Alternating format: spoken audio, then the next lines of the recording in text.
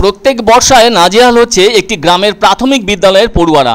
বিস্তর জল মারিয়ে স্কুলে যাতায়াত করায় নাজেহাল অবস্থার মধ্যে পড়েছে পড়ুয়ারা।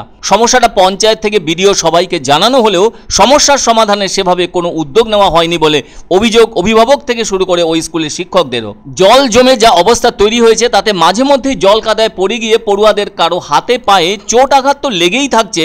এছাড়া স্কুলের বই পোশাক ভিজে গিয়ে সেদিনের মতো স্কুল করা বন্ধ হয়ে যাচ্ছে। আবার চোট আঘাত বেশি হলে চিকিৎসাও করাতে হচ্ছে। সবচেয়ে বড় কথা, ওই জমা নোংরা জল থেকে তো অন্য অসুখ বিসুখও হতে পারে। স্কুলের শিক্ষকদেরও একই অবস্থা হয়।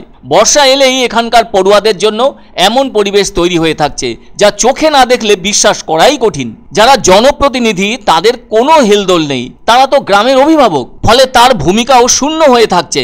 শুধু নির্বাচন আসলে গালভরা কথা শুনিয়ে নির্বাচনে জিতে 5 বছর ধরে এভাবেই কেটে যাবে তার সময়কাল। আর ওই স্কুলের পড়ুয়ারা তাদেরকে স্কুলের দুয়ারে থাকা জল পেরিয়েই স্কুল করতে হবে, এটাই বাধ্যতামূলক হয়ে দাঁড়িয়েছে। এই স্কুলটির নাম কাষ্ঠশালী চর অবৈতনিক প্রাথমিক বিদ্যালয়। এই বিদ্যালয়টি অবস্থিত পূর্ব বর্ধমান জেলার পূর্বস্থলী 2 নম্বর ব্লকে। সত্যি তো মঙ্গলবারও দেখা গেল এই একই দৃশ্য, জল মারিয়ে পড়ুয়াদের স্কুলে আসার ছবি।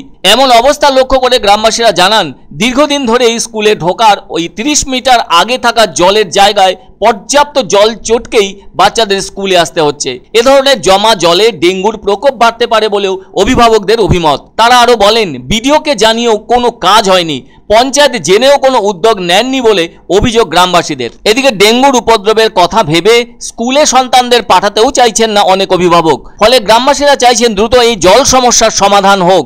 এজন্য স্কুলে আসার দুর্গতি। এমন অবস্থায় তো কঠিন হয়ে উঠেছে পড়ুয়াদের স্কুল করা। এতে তো স্কুলে আসার আগ্রহ হারিয়ে ফেললে তার দায় গিয়ে পড়বে স্থানীয় পঞ্চায়েত ও বিডিওর ওপরে।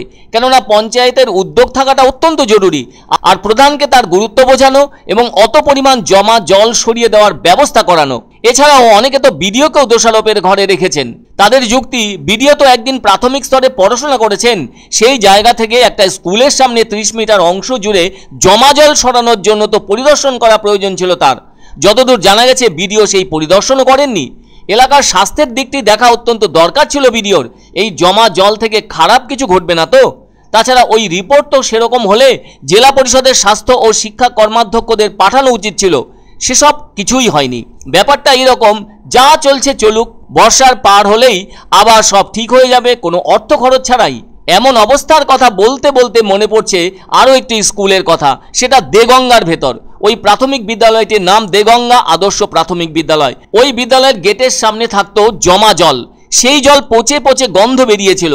জল না মারিয়ে স্কুলে ঢোকাই যাচ্ছিল না, কেননা একটি সরকারি কলের জল পড়ে পড়ে তা জমে উঠছিল। তবে দেরিতে হলেও দেগঙ্গার বিদ্যালয় পরিদর্শক, বিডিও প্রত্যেকেই দায়িত্ব নিয়ে সমস্যার সমাধান করতে এগিয়ে এসেছিলেন, যা সব দিক থেকে মন্দের ভালো বলে মনে করেছিলেন ওখানকার অভিভাবকেরা। দীর্ঘদিন ধরে যে রাস্তাটা স্কুলের একমাত্র রাস্তায় অল্প জল হলেই 1 হাঁটু জল জমে যায়। এই জল জমা হয়ে যাওয়ার ফলে এখানে পাশে মসজিদ আছে, আমাদের স্কুল আছে, সকালবেলায় অঙ্গনওয়াড়ি স্কুল চলে, অনেক ছোট ছোট বাচ্চা বা ছাত্রছাত্রী আসতে খুবই অসুবিধা হয়।